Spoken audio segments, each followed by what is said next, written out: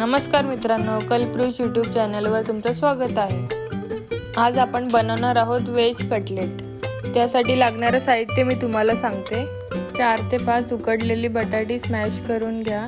त्यानंतर गाजर, शिमला मिरची, मटर, कांदा, कॉर्न, ब्रेड क्रम्स, कॉर्नफ्लॉवर, मैदा, कसुरी मेथी, मसाला, अद्रक आणि हिरव्या मिरच्या, गरम मसाला, आमचूर पावडर, मीठ, हळद। रेसिपीच्या आधी मी तुम्हाला एक ट्रिक सांगते। पूर्ण मका 1 मिनिटाच्या आत कसा सोलायचा हे आपण बघूया। सगळ्यात आधी तुम्हाला मक्याचे 2 लाईन्स काढून घ्यायचे आहेत। बघा अशा प्रकारे शेवटपर्यंत ह्या 2 लाईन्स काढून घ्यायच्या आहेत। बघा अशा प्रकारे मी जास्त लाईन्स काढल्या आहेत, तुम्ही 2च लाईन काढा। त्यानंतर तुम्ही बघू शकता किती इझिली आपला मका सोलून होतोय। अशा प्रकारे आपण सगळे मक्याचे दाणे सोलून घेऊया।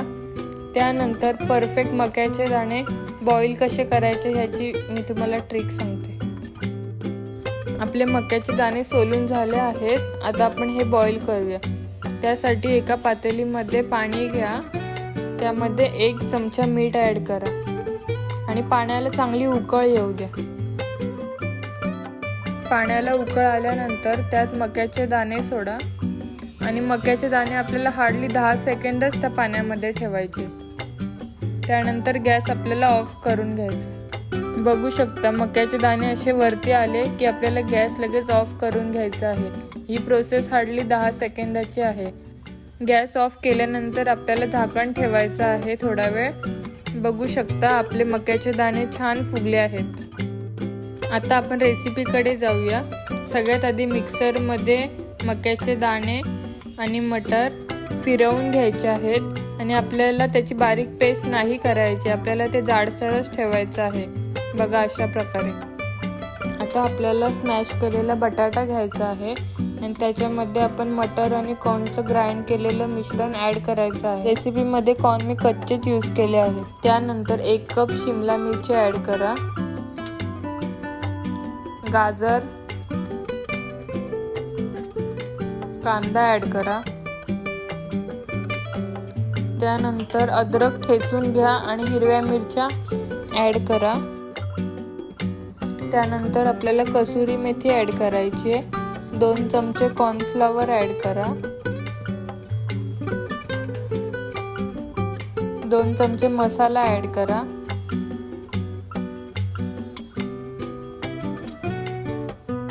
अर्धा चमचा हळद, 1 चमचा गरम मसाला,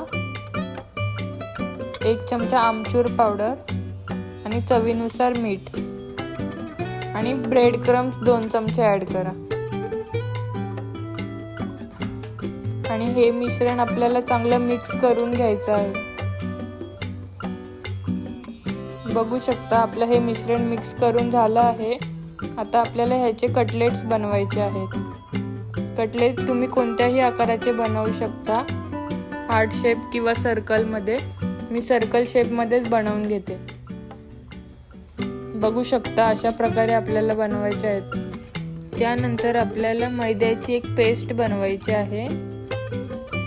त्यासाठी 1 वाटी मैदा घ्या, त्यात चवीनुसार मीठ ॲड करा आणि पाणी टाकून एक चांगली अशी पेस्ट बनवून घ्या।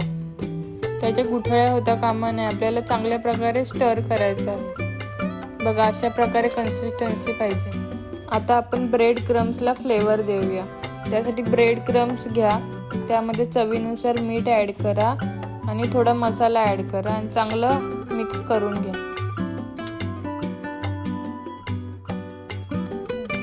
आता कढईमध्ये तेल तापत ठेवायचं आहे आपल्याला। तेल तापते तोपर्यंत आपण कटलेट्सला कोटिंग करून घेऊया। आपले तिन्ही पण गोष्टी तयार आहेत। सगळ्यात आधी कटलेट्सला पेस्टमध्ये घोळवायचं आहे।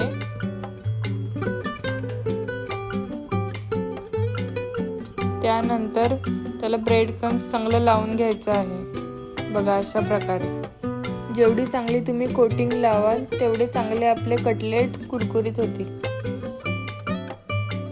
बघू शकता अशा प्रकारे आता मी हे सगळे कटलेट कोटिंग करून घेते। बघा आपले कटलेटला कोटिंग करून झालं आहे। आता आपण हे तेलामध्ये सोडूया। तेल पण आपलं चांगलं तापलं आहे आणि हे कटलेट आपल्याला मीडियम ते हाय फ्लेम मध्ये फ्राय करून घ्यायचं आहे आणि त्यांना लगेच पलटायला आपल्याला जायचं नाहीये। थोडं त्यांना सेट होऊन द्यायचं तेलामध्ये, त्यानंतर आपल्याला ते पलटी करायचे आहेत। बघू शकता किती चांगला कलर आला आहे। अशा प्रकारे गोल्डन ब्राउन होईपर्यंत आपल्याला हे फ्राय करून घ्यायचे आहे।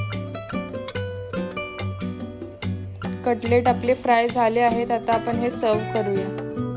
आपले व्हेज कटलेट रेडी आहेत। तुम्हाला ही रेसिपी कशी वाटली हे तुम्ही कमेंट बॉक्समध्ये नक्की सांगा आणि तुम्ही सुद्धा हे ट्राय करून बघा आणि आपल्या चॅनलला लाईक, शेअर, सबस्क्राईब करायला विसरू नका आणि नेक्स्ट कोणती रेसिपी करू हे कमेंट बॉक्समध्ये सांगा।